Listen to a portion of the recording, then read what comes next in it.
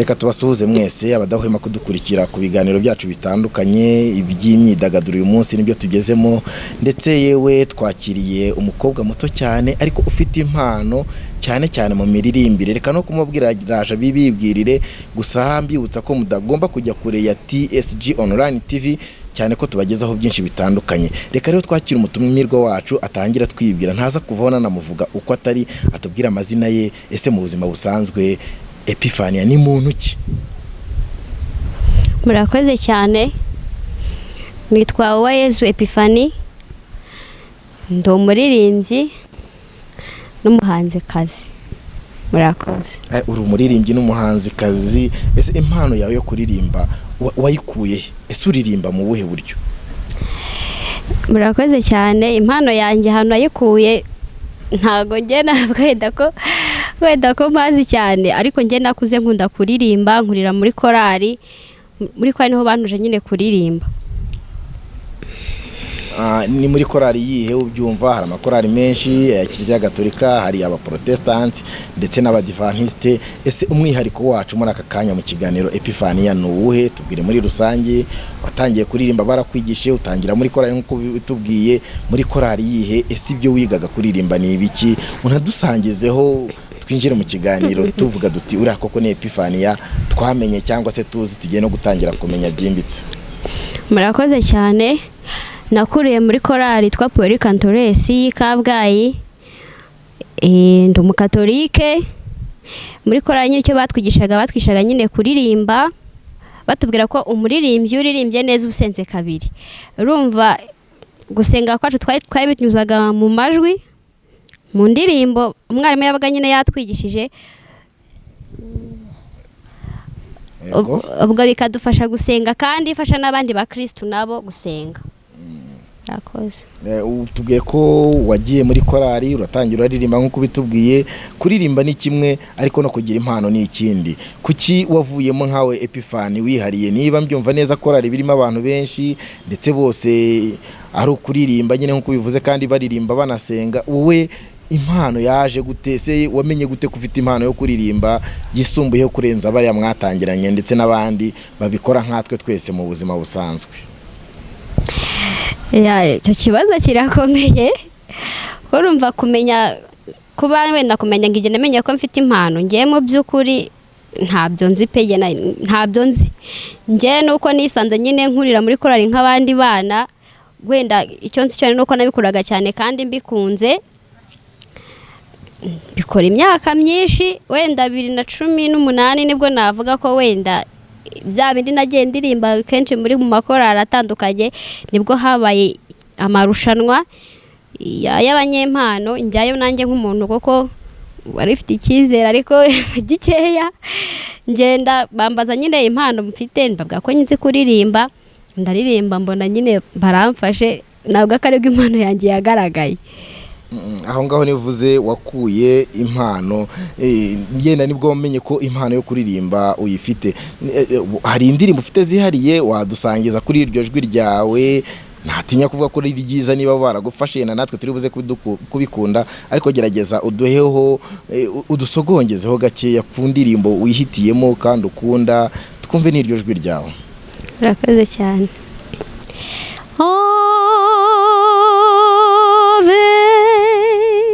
Maria,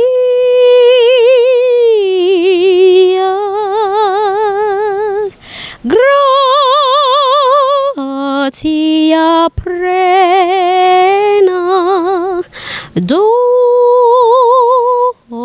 Dominus tecum.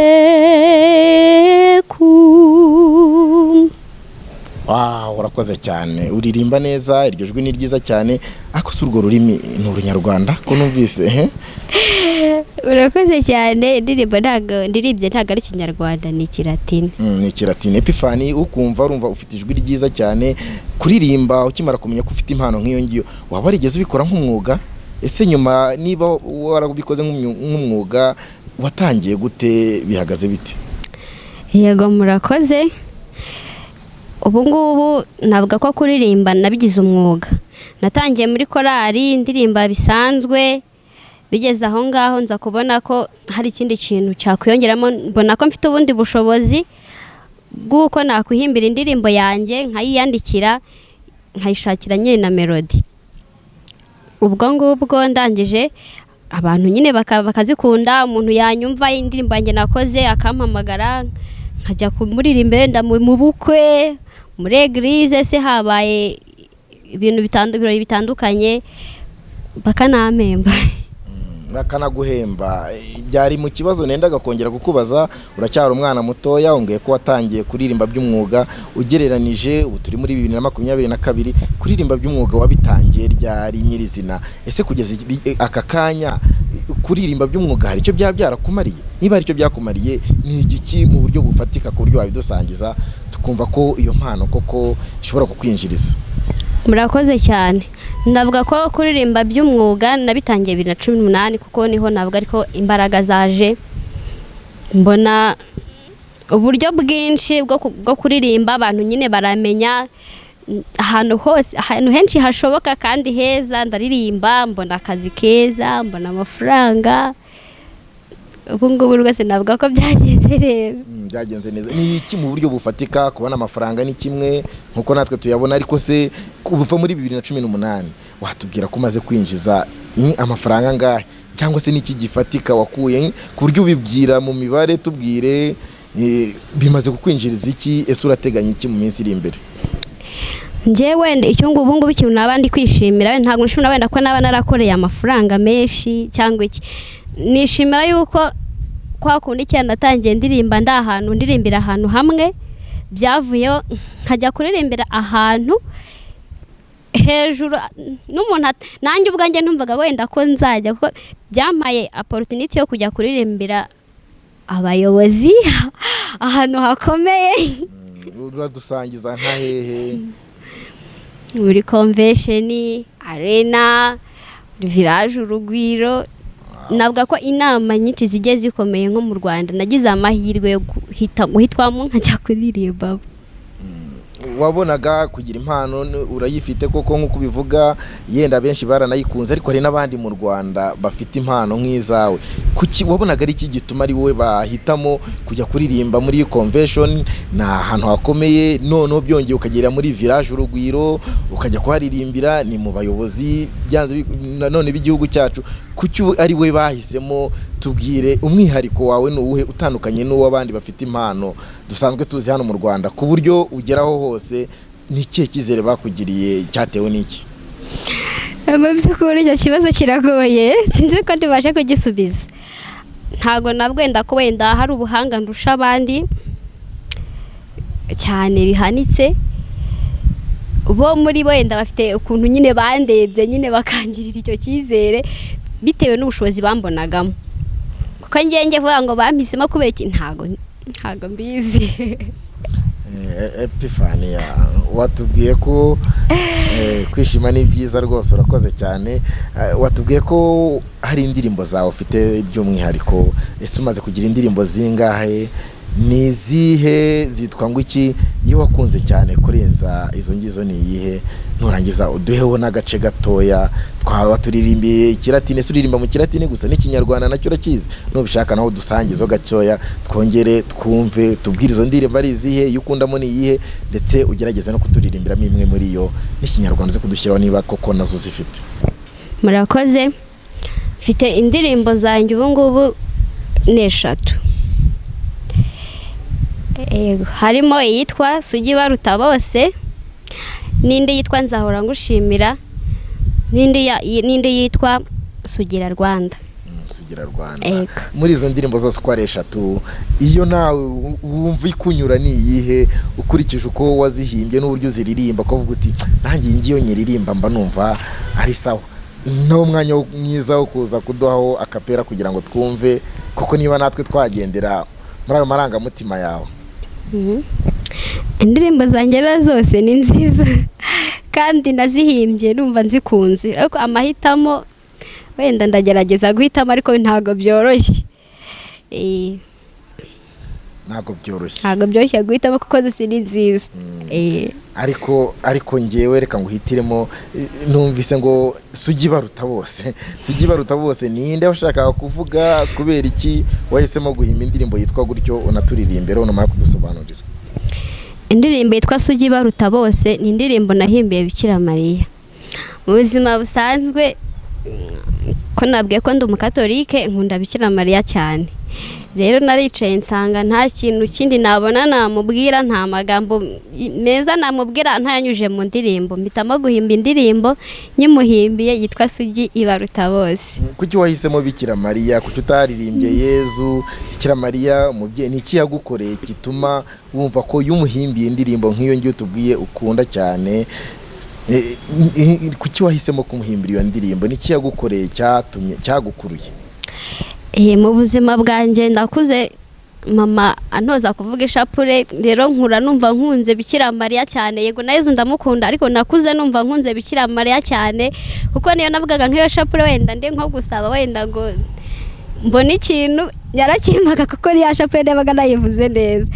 Mpitamo no kuvuga ngo nanjye ngiye kumushakira impano imukwiye, kuko nanjye ibyo namusabye byose yabimpaye. Muhimbira ko karirimbo kitwa Sugi baruta bose. Sokongeze kuri iyo mpano ya Bikira Mariya rwose. Sugi baruta bose Mariya, Sugi baruta bose Mariya, ni koko uri mwiza ubaruta bose, uri mwiza uzira inenge, ni koko uri mwiza ubaruta bose. Wow. Ni impano rwose ikwiriye umubyeyi Bikira Mariya nk'uko nabitubwiraga. Nkurikije uburyo numvise nanjye iririmbitse neza mu ijwi ryiza, byanze bikunze umubyeyi Bikira Mariya nawe yarayikunze cyane, kumbwiye ko yatangiye no kuguhemba. Ubwo ni ibyawe nawe nta kibazo, turabyishimiye kandi nawe turakwishimiye. Ariko aka kanya Epifaniya ubu ngubu tugarutse mu buzima busanzwe, Epifaniya akunda iki haba mu buzima busanzwe ndetse n'ibyo kurya? Mu buzima busanzwe ikintu nkunda cya mbere kibaho ni umuziki. Mu kurya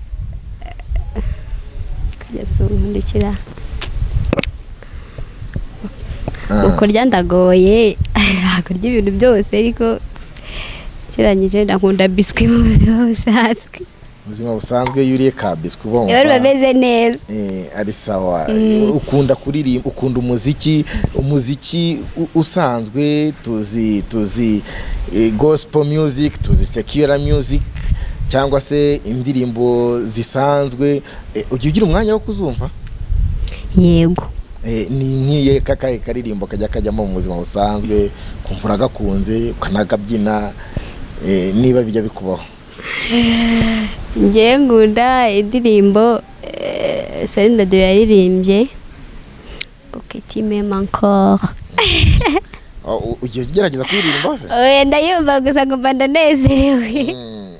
Ese ukunda umuziki nk'uko bitubwiye, ugira role model cyangwa umuhanzi w'icyitegererezo ukunda kureberaho ibintu byawe, cyangwa se ukavuga uti uriya muhanzi ndamukunda, nkunda ibyo aririmba?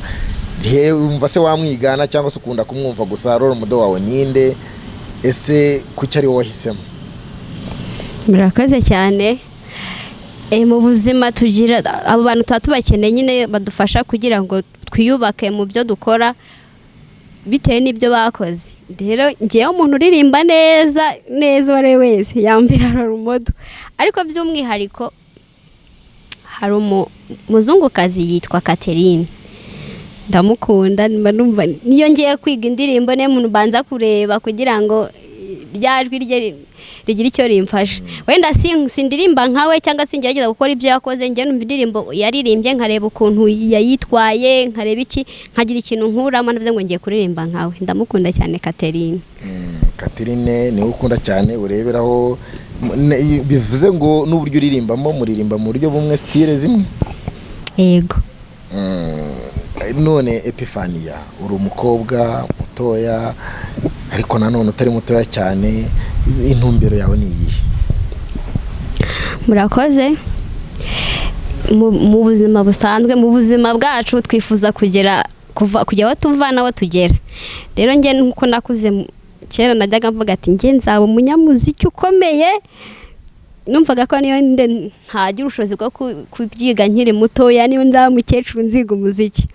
Ngeze Imana rero nza kugira amahirwe, bya bindi nifuzaga bigenda biza mbere.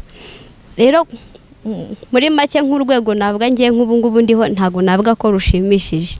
Buri munsi mpora niga mu miririmbire yanjye. Uyu munsi ndiga nkumva nyine ndahari akarwenda gato yakiteyeho, ariko ejo nkavuga ngo ejo nshaka kurenza ahangaha.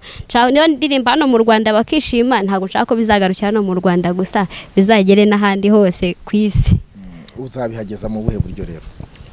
Binyurije mu bihangano byanjye, cyangwa nyine wenda mu miririmbire yanjye ngomba gushyiramo imbaraga ngakora cyane, ko ntago byakwizana nanone ijwi ryanjye rikagera kure hashoboka. Ufite ijwi ariko no mu buryo bw'ubuhanzi hari uburyo ujya wiyongerera ubumenyi bwo kugira ngo ubashe kwihangira no kuba n'ibicurangisho, guhimba indirimbo. Ese ibyo watangiye kubyiga he niba bihari? Ese ubyiga mu buhe buryo? Cyangwa se uri umuhanzi uryama nk'abandi ukumva ugize inspiration, cyangwa se ugize ijwi rikuje mukavuga uti ngiye guhimba indirimbo muri ubu buryo? Cyangwa se hari uburyo utegura ibintu byawe ku buryo twakwizera ko umuziki wawe umaze kuva ku rwego rwa korali ukagera ku rundi rwego ukazanagera no ku isi yose nk'uko umaze kubitubwira?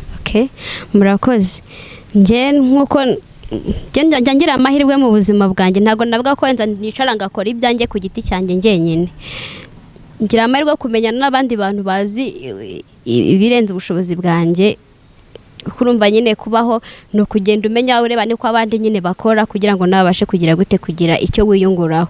Rero byo kuvuga ngo kuryama ndaryama yega inspiration ikaza, ariko ibyo ntibihagije.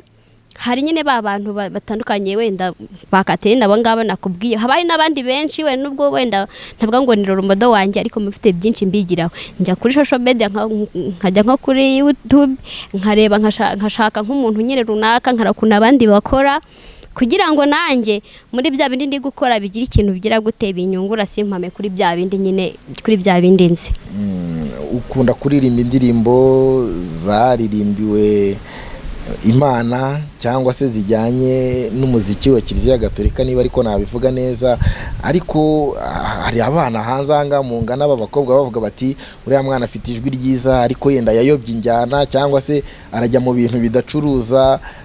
Hakaba hari ubundi buryo bw'imiririmbire dusanzwe tuzi hano mu Rwanda, ndetse urungano rwa ruvuga ngo bugezweho. Abo ngabo bagiriye ihe nama? Ese wahisemo neza, cyangwa se wumva nawe uzava no muri ibyo nabo ukabasanga ukajya kuririmba imiziki tureba ijyanye n'ibintu by'urukundo isanzwe nyine kubita hip hop, R&B n'izindi njyana zose tubona ziri gusakara mu rubyiruko?